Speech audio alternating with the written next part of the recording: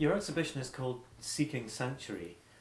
Have these refugees, how are they being treated in the UK, would you say? I was amazed how they're treated. You know, I don't think the good folk at the Home Office are as friendly and as welcoming as they could be. It's to be nice. Why do you say that? Quick at that point, the gang of shit back in. They tend to see them as refugees and asylum seekers, and numbers and numbers and numbers that keep racking up because of lack of funding from all political parties who get into power. The moment there's any issues with regard to elections, refugees and asylum seekers become the political football. Gets bounced around. There's too many. They get too much money. They get preferential treatment. And that's reflected in the way the government agencies handle them, as opposed to the way the Red Cross handle them. The Red Cross have been doing this a lot longer than any government that will ever be in power. 4, 8, 10. The worst case scenario, Tony Blair, for the length of time he was in, they become, when it suits people, become political footballs. You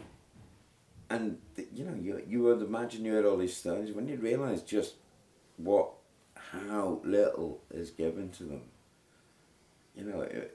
It makes you even more baffled as to how people can actually sit there and go, they've come here, they take all our money, they take all our jobs. It's absolute nonsense. And I think that became a really important part of the exhibition for me. Was showing people that these aren't the Daily Mail type arch villains who come here and you've got to be here 10 minutes and you get a 6-bedroom council house with indoor heated pool, jacuzzi, spa and all the money you need.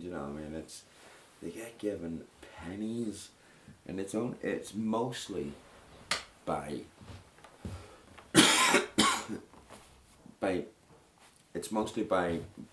voluntary people like the Red Cross that they even manage to exist at all. It's just such an illusion. Paul, you're still bearing witness. You saw many conflict zones, and now you're focusing your camera on home. I mean, with the recent showing of the execution of your former colleague James Foley, do you think it's still important to bear witness?